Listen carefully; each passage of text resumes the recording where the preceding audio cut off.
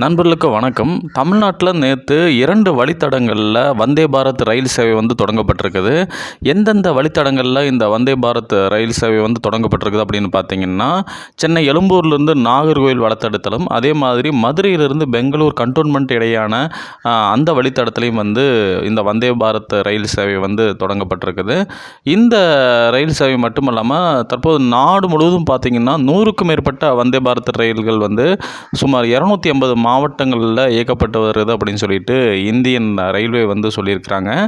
இந்த மதுரை டு பெங்களூர் அந்த வந்தே பாரத்தும், அதே மாதிரி சென்னை எக்மோர்லேருந்து நாகர்கோவில் இந்த வந்தே பாரத்துடைய சிறப்பம்சங்கள் என்ன, எந்தெந்த வழித்தடங்களில் இது போகுது, இதுக்கான கட்டணங்கள் என்ன அப்படிங்கிறது முழுக்க இந்த காணொலியில் பார்க்கலாம். அதுக்கு முன்னாடி நீங்கள் டிஎன் செய்தி குறிப்பு சேனலை சப்ஸ்கிரைப் பண்ணலைன்னா மறக்காமல் சப்ஸ்கிரைப் பண்ணிக்கங்க.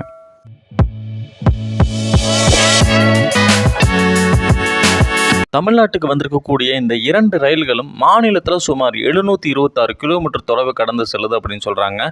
கன்னியாகுமரி, திருநெல்வேலி, தூத்துக்குடி, விருதுநகர், மதுரை, திண்டுக்கல், திருச்சி, பெரம்பலூர், கடலூர், விழுப்புரம், செங்கல்பட்டு, சென்னை இந்த 12 மாவட்டங்கள் வழியாக இந்த ரயில்கள் பயணிக்கும் அப்படின்னு சொல்லிட்டு ரயில்வே அமைச்சகம் சொல்கிறாங்க. இதில் முதல்ல சென்னை எழும்பூர் நாகர்கோவில் வழித்தடத்தில் இயங்கக்கூடிய இந்த வந்தே பாரத் ட்ரெயின் செப்டம்பர் 2ஆம் தேதியிலிருந்து இந்த பயணத்தை ஆரம்பிக்கும் அப்படின்னு சொல்லியிருக்கிறாங்க. இந்த ரயில் நேற்று ஒரு பரிசோதனை ஓட்டமாக நேற்று போச்சு. வழக்கமான நாளில் இந்த ட்ரெயின் காலை 5 மணிக்கு சென்னை எழும்பூர்லேருந்து புறப்பட்டு மதியம் 1:50க்கு நாகர்கோவிலுக்கு சென்றடையும் அப்படின்னு சொல்கிறாங்க. 724 கிலோமீட்டர் தொலைவை இந்த ரயில் வெறும் 9 மணி நேரத்தில் கடக்கும் அப்படிங்கிறத குறிப்பிட்றாங்க. அதே போல் நாகர்கோவில் ரயில் நிலையத்திலிருந்து மதியம் 2:20க்கு இந்த ட்ரெயின் புறப்பட்டு இரவு 11 மணிக்கு சென்னை எழும்பூரை அடையும் அப்படிங்கிறதையும் அவங்க உறுதிப்படுத்துகிறாங்க. வழக்கமாக சென்னையிலிருந்து நாகர்கோவிலுக்கு பெரும்பாலான விரைவு ரயில்கள் நாகர்கோவிலை அடையிறதுக்கு 11லிருந்து 12 மணி நேரத்துக்கு மேலே தான் எடுத்துக்கொள்ளும் அப்படிங்கிறத நம்ம பார்க்குறோம்.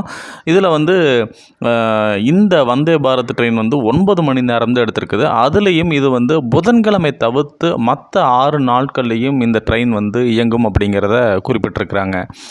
ஐஆர்சிடிசி பயண முன்பதிவு இணையதளத்தின் விவரப்படி சென்னை எழும்பூர் நாகர்கோவில் வந்தே பாரத் ரயிலில் பயணிக்க உணவுடன் ஏசி சேர் கார் வகுப்புக்கு 1760 ரூபா டிக்கெட் விலையாக நிர்ணயம் பண்ணியிருக்கிறாங்க. எக்ஸிக்யூட்டிவ் வகுப்புக்கு பார்த்திங்கன்னா 3240 ரூபா கட்டணமாக நிர்ணயம் பண்ணியிருக்கிறாங்க. சரி, இந்த ட்ரெயின் எந்தெந்த ரயில் நிலையங்களில் நின்று செல்லும் அப்படின்னு பார்த்தீங்கன்னா, சென்னை எழும்பூர்லேருந்து தாம்பரம், விழுப்புரம், திருச்சி, திண்டுக்கல், மதுரை, கோவில்பட்டி, திருநெல்வேலி ஆகிய 7 ரயில் நிலையங்களில் மட்டும்தான் இந்த ட்ரெயின் நின்று போகும் அப்படின்னு சொல்லியிருக்கிறாங்க. அதற்கு அடுத்தபடியாக பார்த்திங்கன்னா, மதுரையிலிருந்து பெங்களூர் செல்லக்கூடிய அந்த வந்தே பாரத் ட்ரெயின் காலை 5:15 மணிக்கு மதுரை ரயில் நிலையத்திலிருந்து புறப்படும். மதியம் 1 மணிக்கு பெங்களூர் கண்டோன்மெண்ட் ரயில் நிலையத்தை சென்றடையும். அதே மாதிரி மதியம் 1:30 மணிக்கு பெங்களூரிலிருந்து புறப்பட்டு இரவு 9:45க்கு மதுரையை அடையும் அப்படிங்கிறத உறுதிப்படுத்தியிருக்கிறாங்க. இந்த ட்ரெயினும் பார்த்திங்கன்னா செப்டம்பர் 2ஆம் தேதியிலிருந்து இதனுடைய பயணத்தை மேற்கொள்ளும் அப்படின்னு சொல்கிறாங்க. சுமார் 7:45 மணி நேரத்தில் 573 கிலோமீட்டரை இந்த ட்ரெயின் சென்றடையும் அப்படிங்கிறத சொல்லியிருக்கிறாங்க.